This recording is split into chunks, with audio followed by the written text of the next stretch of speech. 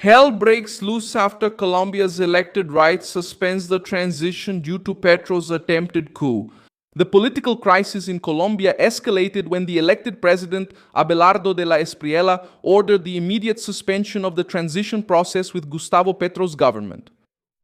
From the very moment that nearly 13 million Colombians joined me to defeat him, both him and his political proxy, Petro and Cepeda began their plan B to stay in power permanently at any cost.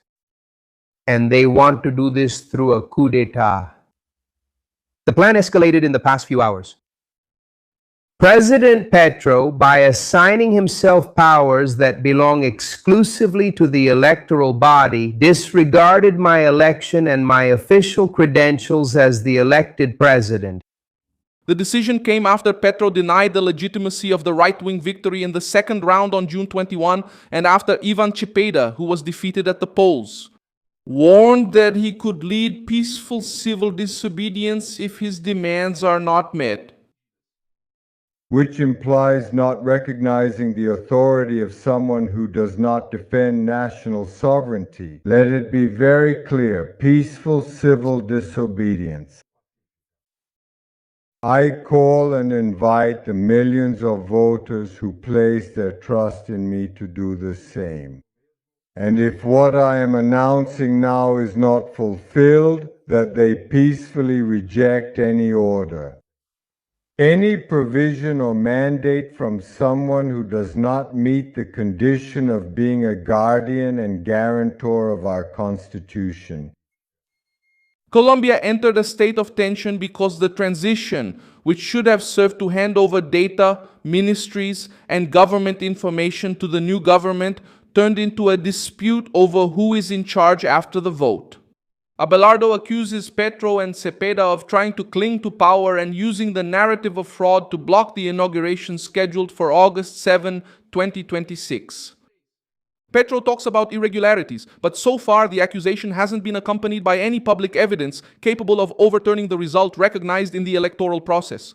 The right sees this as a dangerous maneuver, and the warning grows stronger because the election was close.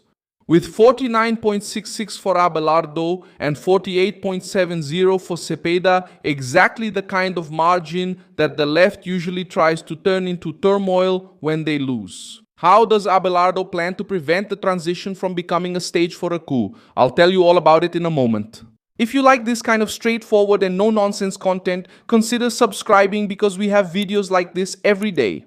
Abelardo de la Espriella decided to stop the transition because, according to him, you can't sit at the table with those who are trying to disrespect the constitutional order. The president-elect called the outgoing government corrupt and said that his duty is to protect the interests of the Colombian nation, ensuring a serious, transparent transfer of power that serves the citizens. Petro is a tyrant in the making who seeks to stay in power at any cost. And today, as the president-elect of all of you, I reaffirm what I have been saying for so many years. What I'm saying is no longer just an analysis or a simple opinion. It's a concrete and completely tangible reality. From the very moment that almost 13 million Colombians joined me to defeat him and his political proxy, Petro and Cepeda began their plan B to stay in power permanently at any cost. And they want to do this through a coup d'etat. The plan has escalated in recent hours. President Petro, by assigning himself powers that belong exclusively to the electoral body, disregarded my election and my official credential. As the elected president. The message came through social media, at a time when the political transition was already tainted by accusations, demands, and threats of mobilization. The transition should allow the outgoing government to hand over information on the ministries, fiscal situation, contracts, risks, and priorities to the incoming government. This is not a favor, it's a duty of the state. When Abelardo suspends this conversation, he is saying that he does not accept participating in a charade where the defeated government talks about handing over power while questioning the legitimacy of the winner. Abelardo's victory was narrow, but a narrow victory is still a victory. The preliminary count released with results in from almost all polling stations showed the right-wing candidate ahead of Ivan Cepeda by less than 1 percentage point. The vote of Colombians outside Colombia was decisive, and it's a legitimate vote. The voting of Colombians outside Colombia gave Abelardo a strong advantage. There were more than 177,000 votes separating the two in this group, a number that explains much of the final margin. That's where Petro's narrative starts to loom large. The outgoing president tried to cast doubts on external factors, talked about fraud, and even attributed the right-wing's victory to algorithms linked to California and private intelligence companies from Israel. But an accusation without solid evidence can't become a tool to annul an election. International observers weakened Petro's argument. The European Union mission praised the transparency and efficiency of the count, while the Carter Center described the results management system as reliable, transparent, and traceable. This does not prevent the analysis of formal complaints, but it does prevent the political doubt from being used as a pretext to disrupt the inauguration of an elected president. Ivan Cepeda waded into the crisis with a stance that further ignited the fuse. The left-wing senator announced that he could lead peaceful civil disobedience if Abelardo did not meet certain conditions before the inauguration. This implies not recognizing the authority of someone who does not defend national sovereignty. Let it be very clear: peaceful civil disobedience. I call upon and invite the millions of voters who place their trust in me to do the same. And if what I am announcing now is not fulfilled, that they peacefully reject any order, any provision or mandate from someone who does not meet the condition of being the guardian and guarantor of our Constitution. As civil disobedience teaches us, when the law, institutions, or authority come into conflict with moral conscience. Among the demands were the renunciation of the elected president's American citizenship, guarantees regarding national security and judicial sovereignty, the end of what he calls political persecution, and the protection of Gustavo Petro against any attempt at extradition. In practice, Cepeda began to make political recognition of the new government conditional on demands made by the defeated group.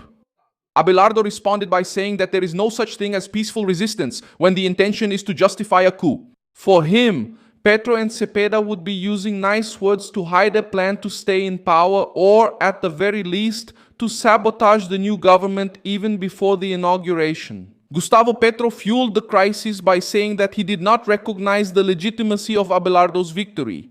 In any reasonably serious democracy, the outgoing president needs to take care of institutional stability until the very last day. What we saw was the opposite.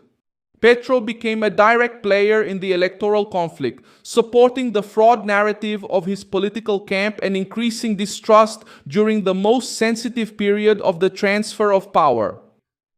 The right wants to come to power with a team already in place and a clear agenda and a willingness to confront Petro's legacy from day one.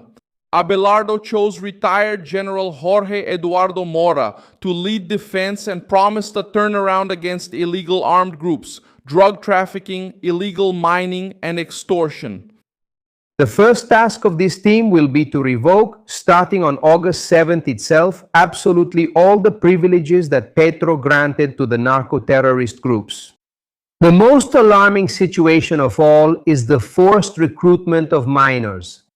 One of the greatest and most terrible humanitarian tragedies that Colombia is currently facing, and which has increased sharply under this administration and concerning for the entire nation. Also, you know the government has hidden this. This is an unforgivable crime that no government can continue to cover up or tolerate under the pretext of a false peace. What is at stake, dear compatriots, is the safety of the regions, trust in the institutions, and above all, the lives and future of thousands of children and young people. The new government rejects Petro's broad negotiation policy called Total Peace and promises to trade concessions for authority. The state is once again taking action against those who control the territory, instill fear in the population, and use dialogue as a shield to continue committing crimes. So-called total peace has become for critics a symbol of the state's weakness. Abelardo promises to dismantle this model and reactivate orders against criminals who were protected by political negotiations. This rupture helps explain why the left tries to raise the cost of taking office. Abelardo's victory doesn't just mean a change of who occupies the palace. It represents the rejection of a policy that many Colombians associate with the advance of armed groups and the loss of territorial control. The tension also involves the relationship with the United States. Cepeda tried to put Abelardo's American citizenship at the center of the dispute, insinuating risks to Colombian sovereignty. Petro reinforced the narrative of outside involvement. The left is trying to turn the right's victory as the result of foreign interference. But the election was decided by votes, including votes from Colombians who live outside Colombia. And these voters can't be treated as less Colombian just because they decided against Petro's project. Colombia heads into July with a question hanging over the entire region. Will the left accept losing when the ballot box doesn't deliver the desired result? Thank you very much for watching this video until the end. Support our project and contribute financially through the Pix key that appears on your screen. We are an independent channel focused on keeping you informed with the truth. Your contribution helps us keep going.